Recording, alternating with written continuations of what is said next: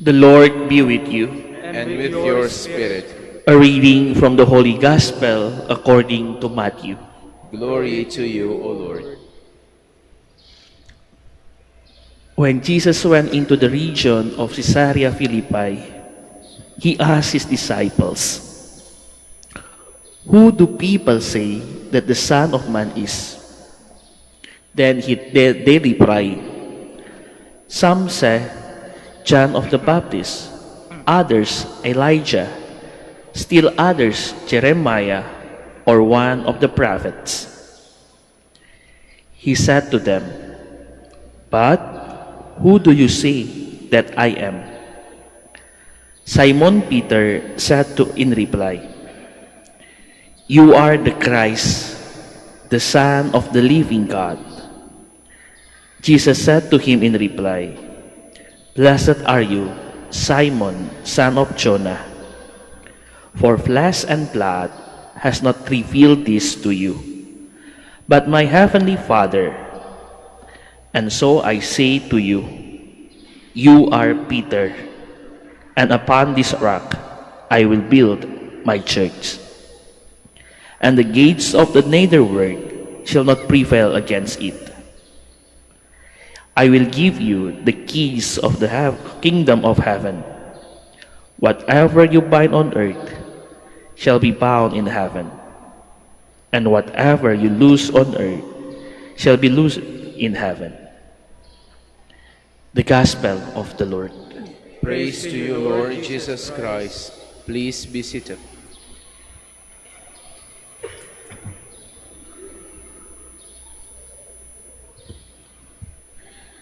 Isa ho sa mga rituals o rites ho namin sa seminary noon, nung seminarista pa lang ho ako, na hindi ko ho makakalimutan, ay yung pagbibigay ho ng susi sa amin, yung susi ho ng main door ng seminary. Sa ibang seminaries ho ay hindi ho yun ginagawa, pero sa aming mga Dominicans, practice na ho namin. Medyo matagal na practice na ho. Na binibigyan kami ng susi sa main door. Ibig sabihin ho, malakas yung tiwala ng mga kaparian na in charge of the formation sa amin. Pwede ho kaming umalis anytime, magpaalam lang, o nasa sa amin na rin ho kung gusto naming lumabas ng seminary anytime na hindi ho magpaalam.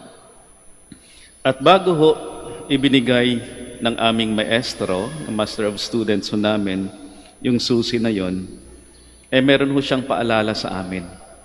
Sabi ho niya sa amin, "I consider you now as adults, and you deserve this key. Just be responsible in using this key. Use it well, for this is the key to your aspiration of becoming a priest, and the key also to your struggles and problems." Bilang mga batang seminarista, tinuruan ho kami ng aming maestro na may susi ho sa bawat hangarin sa buhay at may susi o solusyon sa bawat problema sa buhay. At tama naman ho yung aming maestro. Kahit na ho yung langit na mahirap ho mapasok marahil ng tao, ay mayroong susi. Narinig ho natin sa ating ebanghelyo na ibinigay ng Diyos ang susi ng ating Panginoon, binigay ang susi ng kaharian ng langit kay San Pedro. May susi. Kaya ano ho yung pangarap natin sa buhay? May susi ho. Ano yung pagsubok, pinagdadaanan o problema ho natin sa buhay? May susi ho sa solusyon ng mga pagsubok natin sa buhay. At nung tumagal na ho kami sa seminaryo, natutunan din ho namin na may dalawang components ho yung susi na ito. Our work, our hard work, and God's grace. Yung gawa ng tao at yung grasya ng Diyos. Kaya siguro ho, Naging pare ako dahil ginamit ko lang ho yung susi na yon. Aral lang ng aral. Kung may apostolate, at higit sa lahat, mas maraming dasal, grasya ng Diyos. Kaya nga ho, kung gusto ho natin sa mga magta-take ng board exam, di ho ba? Kung gusto ho makapasa sa board exam, yung susi ho, aral, review, at dasal, grasya ng Diyos.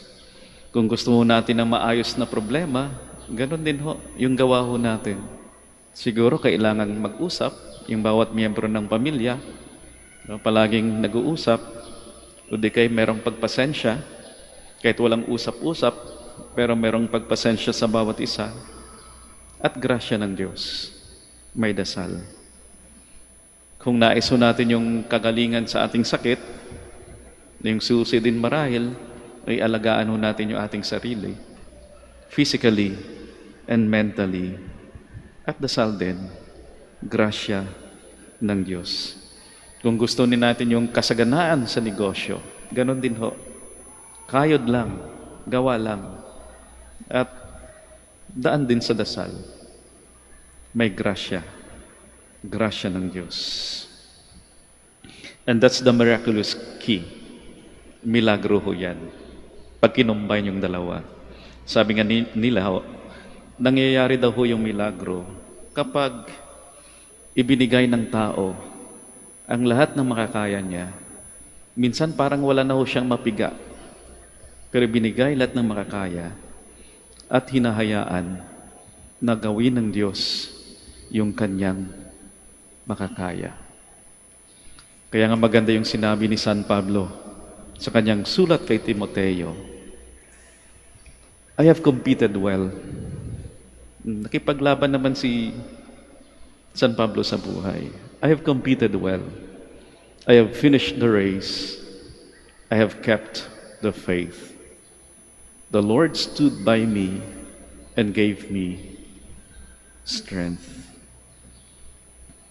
Kaya masasabi ko kahit yung pagkapari ko ho, ay grasya ng Diyos. Isang milagro. Na minsan parang nasasabi ko na sa Kanya, Lord, walang-wala na akong mapipiga sa sarili ko. Ikaw na yung bahala. Bakit ko nasabi niyan? Kasi survivor po ako sa aming batch. Nagsimula ho kami ng 16. Pero nang ordination na, mag-isa na lang ho ako. Kaya sabi ko, yung pagkapari ko, isang milagro din. Binigay ko lang yung makakaya ko. At hinayaan ko rin kong gumawa ng milagro ang Diyos sa buhay ko.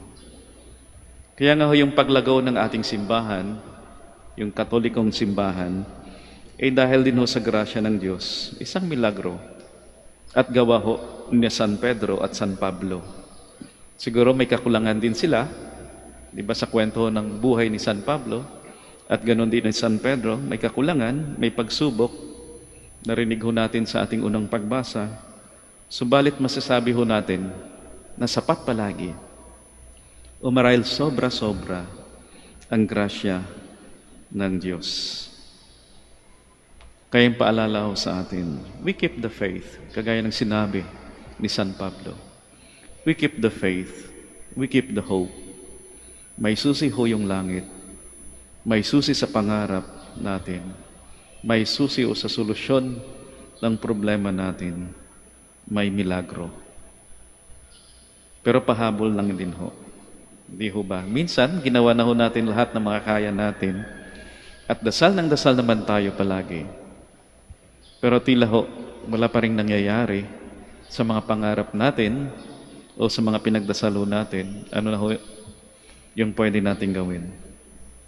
Naala ko rin tuloy yung sinabi pa ng aming maestro. Sabi niya, minsan hindi gagana yung susi. Kasi luma na rin yung doorknob ng seminaryo namin. Minsan hindi nagagana yung susi. Pag hindi nagumana yung susi niyo, request lang kayo na palitan. Kaya kung wala pa rin ho, siguro, iba ho yung ninais ng Diyos para sa atin. Pero yung ninanais ng Diyos sa atin, yung kalooban po niya para sa atin, ay mas nakakabuti ho para sa atin. Kaya minsan nagtatanong ho tayo, bakit hindi pa sinasagot yung dasal ko? Siguro ho ay parang sinasabi ng Diyos sa atin, tiis lang ng konti, hintay pa ng konti. O baka ho, pag nilayan natin, na baka iba ho yung plano niya para sa atin. We keep the faith, we keep the hope. May susi ang langit, may milagro, at minsan may mas magandang plano ang Diyos para sa atin.